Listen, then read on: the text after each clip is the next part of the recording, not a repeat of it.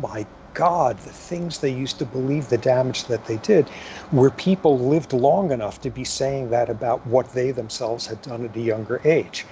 It's 1950. You have a 17-year-old child who is beginning to act in a very thought disordered way. They're not making sense. They say things that make no sense. They're hearing voices. They're hallucinating. You take them to a doctor, and it's the most heartbreaking thing imaginable. They say, it looks like your child has this disease called schizophrenia, and it's devastating and all of that. And eventually, after they're telling you, no, there isn't a cure and it's likely to destroy their life and all of that, eventually you get around to saying, where did this disease come from? What caused this disease? And if it was 1950, the wisest psychiatrists on earth, the wisest neuroscientists would have had an answer. They would say, it's you. You, the mother of that child, you caused your child's schizophrenia. And something that was called schizophrenogenic mothering, a mothering style that generated schizophrenia. It started off as a Freudian notion, but it festered in all sorts of poisonous directions. And the basic core of it was that a horrible mothering style could produce schizophrenia.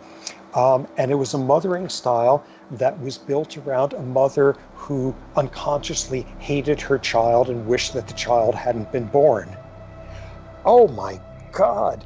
And thus you were teaching hundreds of thousands of mothers for decades that they caused their child schizophrenia. And then in the mid-1950s, along came biochemists who discovered the first drug out there that had antipsychotic effects. And it worked not by going back in time and making your mother actually love you. It made you go back in time. It made you block dopamine receptors in your brain. And everyone sat there.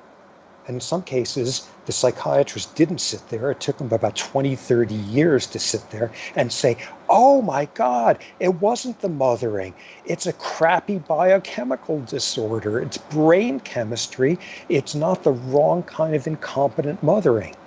And what is remarkable is hundreds of thousands of parents of schizophrenics, that was one of the most wonderful days of their life, because they had been told, at the very least, this is the most tragic thing any parent can see happen to their child, but at least it's not your fault. It's not your fault. And I have actually talked to, there's organizations in the United States, alliances of parents of schizophrenic children and support groups and all of that. And I've talked to the founders of these organizations, and they are all in their 90s now. And they say that it was one of the most freeing, liberating moments of their lives, the first time they truly accepted that they had not caused this disease. And the same thing happened with autism. Autism, up until the 1970s or so, the dogma was if your child had autism, you caused it because you could not love your child. And the jargon was you were a refrigerator mother. And then people discovered, no, autism has something to do with prenatal endocrine environments, and there's genes, and we're slowly sorting it out. And remarkably, one of the fathers of autism research and the notion of refrigerated mothers in old age came to a meeting, a support family group, and in front of an audience of 1,000 parents of autistic individuals said, I am so, so sorry for the damage that I did. I thought I was doing good. I thought I was a healer. I thought I had devoted my life to making people's lives less painful, and all I did was spread pain further, and I'm so sorry for what they did. And what is remarkable is you talk to the 90-year-old mothers of schizophrenics with their organizations, and no leader of the school of schizophrenic mothering ever sat down and wrote them an essay or appeared before them and say, my God, I saw causality and free will and responsibility where there wasn't, and I am so sorry for the damage that I happened. So, okay, you stop believing in free will. Yes, depression, existential despair, all of that.